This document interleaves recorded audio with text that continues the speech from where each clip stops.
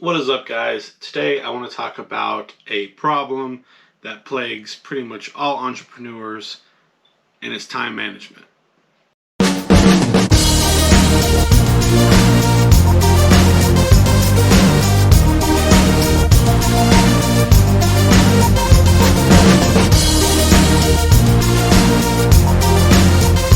Alright, so everybody wants to put their hands in everything, right?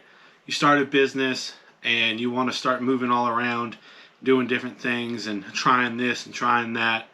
And it's hard sometimes to focus. And focus is like the number one thing you need to try to nail down. You can try things and see if it works, but you need to stay on track for what does work and have a plan. Planning is everything, and it can really help with keeping yourself on track. Here are some things that I do that screws me up, and maybe that might be where you're at. So I have a clothing business, online clothing store.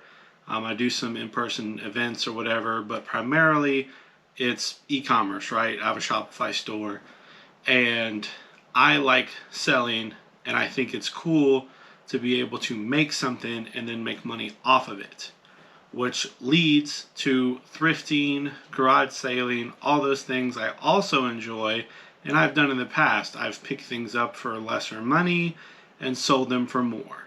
Honestly, that was a big thing that kind of helped me and my wife get through COVID. When COVID was kind of big, we both were out for 2 weeks together at the same time, and we were not collecting much money during that time. So a lot of the stuff that I had thrifted and was kind of just collecting at the time, I sold on eBay, and it was, pretty good. I had my business, but it was not nearly as profitable as it is now. Not that I'm doing it full time, but it's not like I could really pull money from it. Every single dollar still needed to go back into the business. And that has always kind of been in my head, is just, being able to go pick things up and sell it for more. Now, I live in a rural area, so it's not easy to do, but I really enjoy watching YouTube videos about people going and thrifting, garage sailing, and doing all these things. And while that is fun, it is a huge time suck, and it can destroy my business by just going down that path and kind of getting into that hobby a little bit, or thinking about trying to make money that way. Because if you start taking up too much of your time with other little avenues, you don't even realize how much time you take away from your main business. So if I'm consuming all this media, watching these things, and wanting to emulate it, I'm not putting that time back into posting on Instagram, posting on TikTok, making content, all these different things. And it can destroy my business. You won't notice how much of a lull you can put yourself in if you're not making that organic content. Even if you run ads and do different things, you still need content for those ads. So try to stay focused. It can just really make or break your business. And I know I'm just saying that over and over and over, but it's true. You really need to focus and kind of have a plan. And like a content plan is a great thing to do. If you can schedule out a day or a couple days or whatever you need to do to make some content, that is what you need to do. I would challenge you to, if you have a small business coming up, let's say it's a business kind of like mine, let's say, but it's about dirt bikes. Let's say you ride dirt bikes and all this kind of stuff, and you kind of focus on that market. Well, I challenge you to try to post twice a day, once in the morning and once in the evening on Instagram. Do some videos.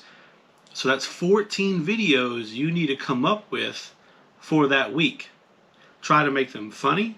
Try to make them, relevant to your space, and plan that out. The reason why I really want you to do that is near the end of the week, or let's say day 5, you can go back and on some of those videos, where people have commented, try to find a good comment, and then you can just do a video reply to that comment very quickly, answering a question or doubling down on a comment that was said about the video and just kind of maybe elaborate more about something you did. But if you can create a content structure where you're constantly making content, that is going to boost your business tenfold. Now, again, like I've said in the past, don't be selling all the time. Be engaging and trying to build a following 100% of the time, and throw in a little bit of selling from time to time. But challenge you to do that, and then you can take, maybe not every video, but some of the better ones, post them on your Instagram Reels, post them on YouTube Shorts, post on all of those, and you can just reuse that content. Now with Instagram, don't get into this rut, and I've done it time after time after time, but do not get into this rut of just posting a picture and calling it good. Especially don't just post pictures of your product. Don't do that. If you're a dirt bike company, or you're based around dirt bikes and four-wheelers and all that, don't just post a t-shirt or a product for that dirt bike.